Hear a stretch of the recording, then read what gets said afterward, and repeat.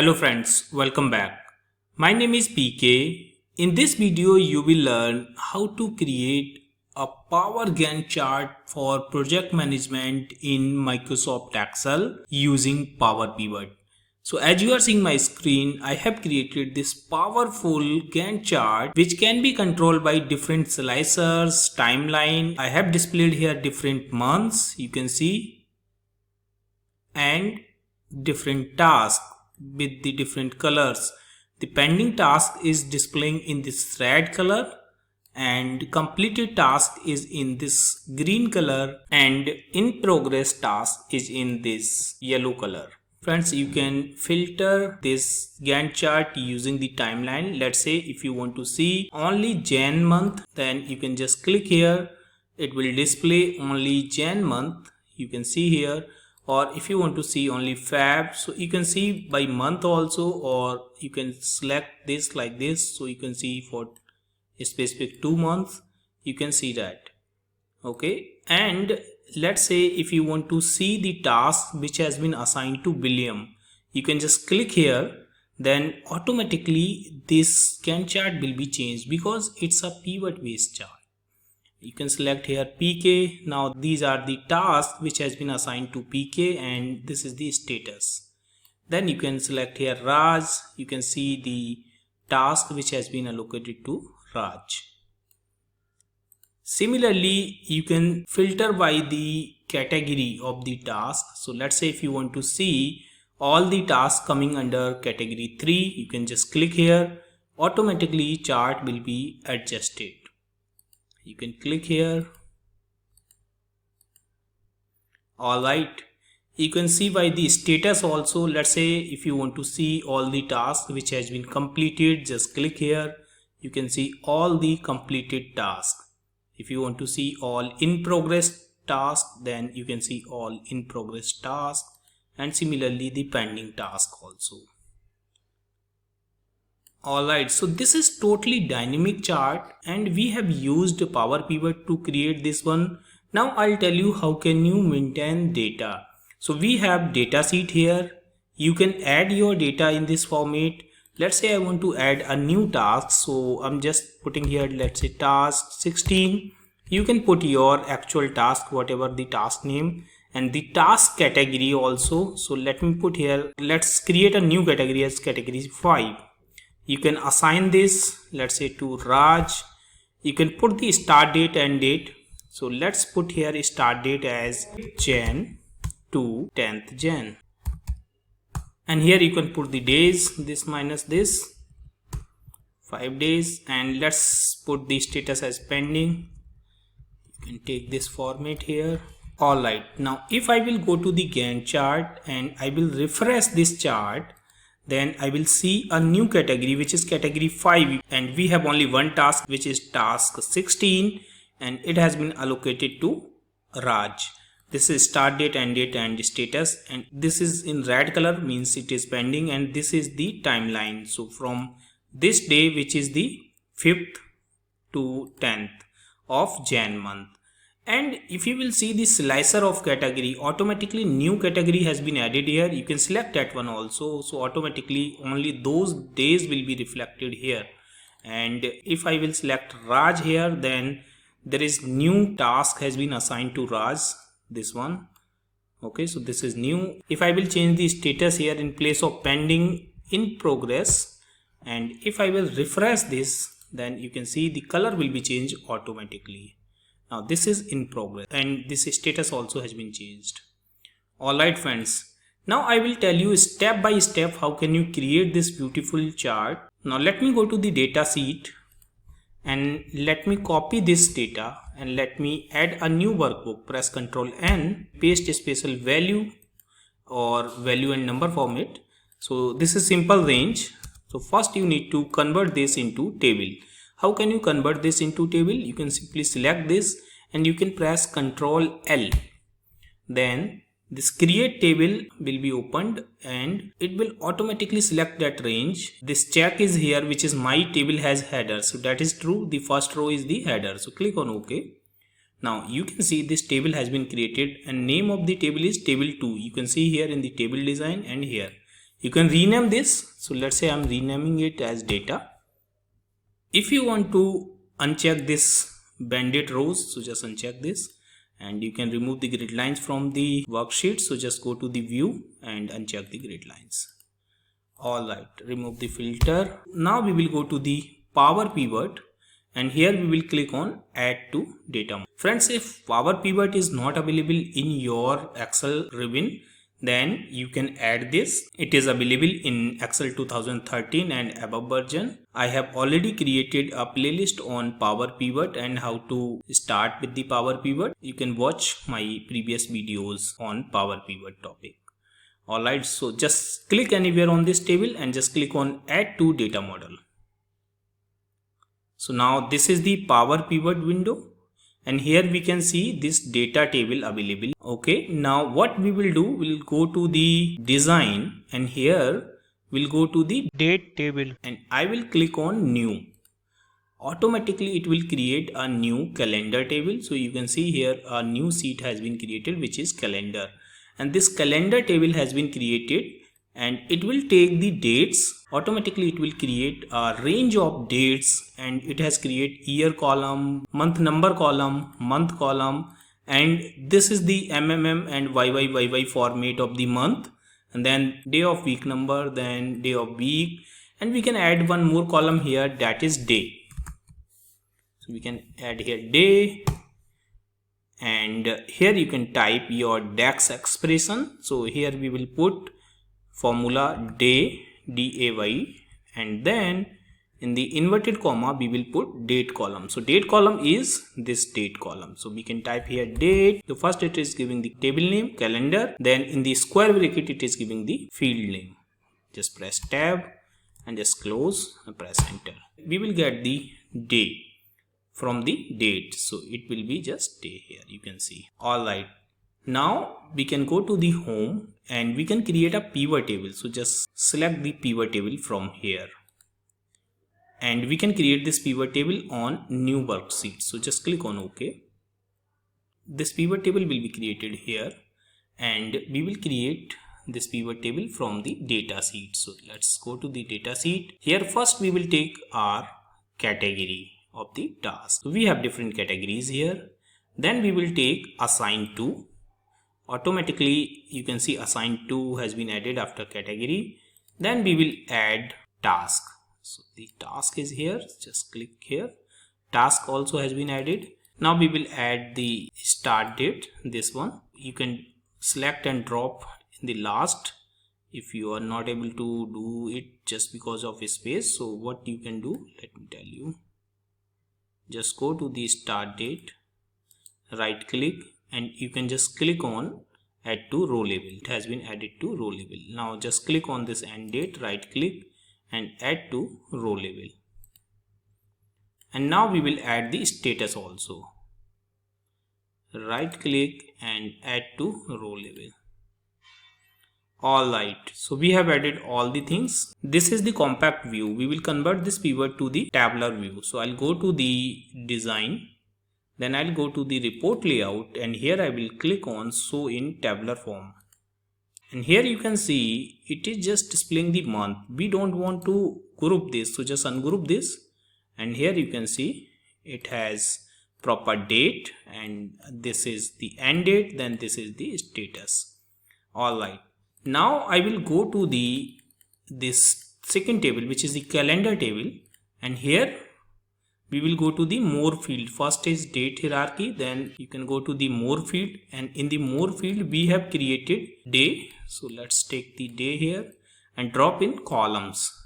Then I will take this MMM YYYY, and before the day just drop it here. So first this month, then just take the day. Alright, just click anywhere on the pivot table, go to the Power Pivot and go to the measures, and just click on new measure. So we will create a new measure, and then we will put the conditional formatting. You can keep the name of your measure whatever you want to keep. So let's say here I am putting measure name as conditional formatting, and then here I will start creating my measures. I'll create few variables here. So I'll use here var.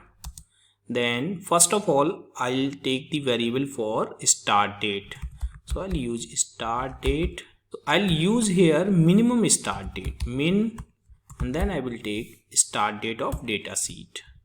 Then I will use var end date. So this is the start date or end date of a task. So I'm using here minimum and maximum. For specific task, the minimum and maximum will remain same because one task will have one start date and one end date. So for one date, if we will take minimum or maximum, it will remain same. But when we will collapse it on the category level, then the start date of that category will be first task of that category, and the end date of that category will be the end of last task of that category. So that's why we are using the minimum and maximum here. So let's use max, then I will use end date. So I will type here end date column of data table, and just close. Now the third variable I will take column date. Column date means, if you will see here, I have dropped days. So what is the date of this particular day? For example, this is April 2020. So this one means 1st April 2020, 2nd April 2020, and 3rd April 2020. Okay, so this is the column date. So here on J column, it is 3rd April of 2020. I can use min max, whatever you want to use, it will remain same, because for one number, if we will take minimum, maximum, sum, average, it will remain same. Okay, but since we have to use one aggregation here, so that's why I'm using here max, and then I will use date of calendar, this one. Alright, so we have three variables here. Now I'll use here return, and I will use here if, and then I will use logic if start date, this variable start date, is less than or equal to my column date, and I will use the second condition. So what I will do, I'll use here double ampersand sign to put my second condition, that is end date, variable end date, this one, is greater than or equal to my column date. Then here I am putting 1, else I am putting blank. Alright, so if the column date will fall between start date and end date, then it will put there 1, otherwise it will put there blank. So let me click on OK, and right click, go to the show field setting. Here you can see automatically it has dragged this conditional formatting measure here, otherwise you could have moved this from here. It is available here. Okay, so this is formula, you can just drag this here, but it is already there automatically. Pivot has considered that. Now you can see wherever task is starting, so let's say this task is starting from here, then automatically it is putting 1. Alright, one thing friends, I would like to tell you, first month it is showing April 2020, then the next month is Feb 2020. It is not in order because it is just a text. So how you can sort it properly, you just need to go to the data model again. So just click anywhere on the pivot, then just click on manage data model, and here we'll go to the calendar table, and we will sort this column by this month number, so that it will be in proper mode. So just select this and just go to the sort by column, and just click on sort by column, and then this is the column name which we want to sort, and we want to sort it by month number, this one. Just click on OK. Now close this. Automatically it has been sorted. You can see it is first it is showing the Jan 2020, then it will show the Feb 2020, then it will show the March 2020. Okay, so it is sorted. Now let's quickly format this. So just remove the width of the first column, this one. Just right click here and go to the pivot table option, and just click on this merge and center, and just remove this auto fit column width on update. Okay, then you can see it. Now all the category and assigned to name has been merged, and this month also has merged, this one. Now we will resize this one. So what we will do, let's just auto fit this. So just double click here, it will be auto fit. What you can do, you can copy this, and from here till the end you can just paste spacer and just click on column width. Okay, so you can see the column width has been changed, but for few numbers, for these number column width is not. We can change the column width according to two numbers, this one. So let's take this column width and just go here, select till the end, Alt ESW to paste as column width. Alright, now all is visible properly. We can hide this particular row. Just select entire row, right click and click on hide. We can change the height of first row and second row slightly like this. And we can remove the grid lines from the worksheet first of all. So just go to the view and uncheck the grid lines from here. Then select this pivot and you can go to the design. And from here you can select any pivot design. I have taken this one. You can choose any other. Let me take this one for now. Now select entire sheet and you can reduce the size of the font. So let's take 9 here so that it will be visible properly. We can auto fit these columns also like this. Alright, if I will refresh, it will not be auto fit because we have already unchecked that option. We will put the conditional formatting here. So just select any cell. So let's select this cell. Press Alt OD to open the conditional formatting rule manager and just click on new rule. And here make sure you have selected this option, which is all cells showing conditional formatting value. So it will be applied on entire pivot table automatically. Then go to the use a formula to determine which cell to format. And here we will put our formula. The formula will be AND. We will take two logic. The first logic is this cell, and here because we want to fix this column, we will not fix the row because when it will go down the row number will be changed. So just remove $sign from the row. Just take this reference is equal to, let's create first of all for pending. Then the second condition is this value. Just remove the both $sign. So just select and press F4 thrice, equal to 1. If the value of this cell is 1 and the value of this particular column is pending, then it should be highlighted in red. And we can copy this formula also to use it once again. So just go to the format and go to the fill effects and let's choose the first color, this red. Second color is this dark red. We can choose this combination, the first variant. Click on OK, OK, OK. Add new rule and then again select this option. Go to the use a formula to determine which cell to format and paste the same formula which we have created. The only difference this time we will take in progress. And just click on format. And this time we will take the format as yellow color. Fill effect. And let's take this yellow color. Now this time little lighter. And let's choose this variant. OK, OK, and OK. Again click on new rule.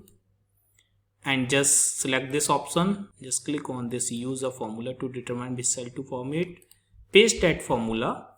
This time we will take completed. Format and fill effects. And the color we will choose. Let's say this green color. Then let's take this green color, choose this variant, the first variant. OK, OK, and apply. So here you can see the color has been applied, but it is showing 1 1 also, and it is showing this grand total also. So we don't need actually the grand total first, and this one should not be visible. So what we can do, we can just right click, go to the pivot table option. And from here we can go to the totals and filters and just uncheck the show grand total for rows and show grand total for columns. So grand total has been removed. Now just click here and press Alt OD once again to open the rule manager. I'll go to this particular rule and edit this rule. Format, I'll go to the number format, custom, and here I will put semicolon thrice. so that one will not be visible or any text will not be visible. Just click on OK. We'll do the same thing here. Edit rule, format, number, custom, type thrice semicolon. Click on OK. OK, and here also.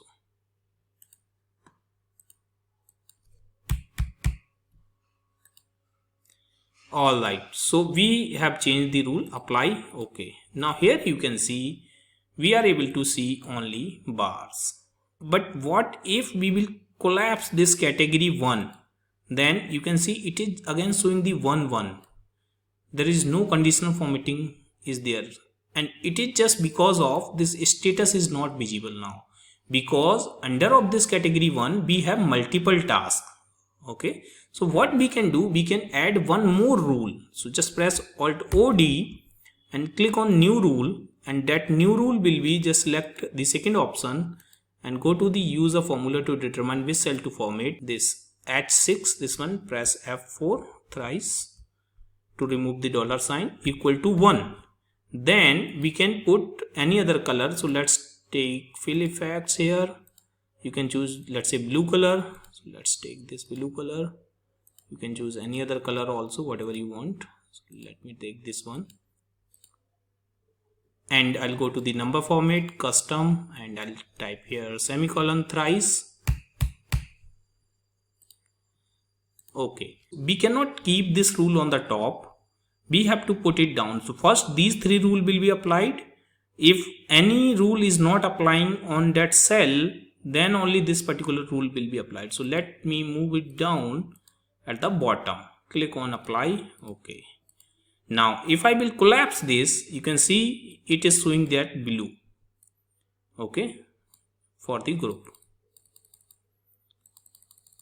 Now I can expand this and let me collapse this one. Then here you can see in place of yellow it is showing blue. If I will expand, then it will show yellow. Alright, so our chart is almost ready. Now we will add slicers and timeline. So you can just click here and then you can go to the view and freeze pens and just click on freeze pen. So it will be freezed and you can move to the right, and then you can go to the view and uncheck the headings. So our Gantt chart will look like this. Now select this pivot and just go to the pivot table analyze, and here you can insert your slicer and timeline. So let me insert the slicer first. I will insert the slicer for assign to category and status. Click on OK. We have 3 slicers here. You can change the column count. So here let's take 3 column, and you can format this as per your requirement. So let me change the size so it will be horizontally available here. Similarly here I am taking 3 counts. Let me keep this here. Similarly I am taking here 3 or 4 count, whatever you want to take. So let me take 3 as of now. Select all 3 and you can go to the slicer style. Here you can choose the slicer according to the theme. So let's say I'm taking this one. You can choose any other also, whatever you want to take. And then I will add a timeline also. So go to the pivot table analyze, insert timeline, and then I will go to the calendar, just more field, and I will select this date. Click on OK. So we have this timeline also. So you can make it slightly bigger like this. Select this, go to the timeline, and you can change the formatting style, and let's take this one. Okay, so we can change the height of the rows. So what I will do, I'll go to the view and I will enable the headings, then I will change the height. So let's keep this here, and now we can remove the headings. So friends, our chart is ready. We can select any month. So if I'm selecting here Jan, you can hide this row. So let me select this row, right click and simply hide.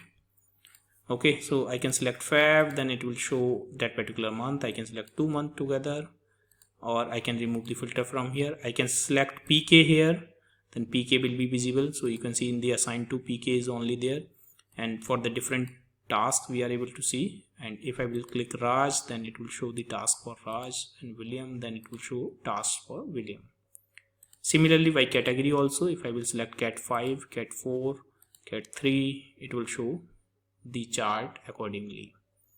If I will add any data here in this sheet, so let me add task 17, or here I'm putting category, let's say 5. Even I'm putting the same dates and all the things, and let's say here I'm putting pending. Add, then you can see the new task will be added at the bottom, which will be task 17. Right click, refresh. So new task has been added, you can see it here. Friends, that's how you can create this Power Gantt chart. It is totally dynamic. You can use this in your project management dashboard.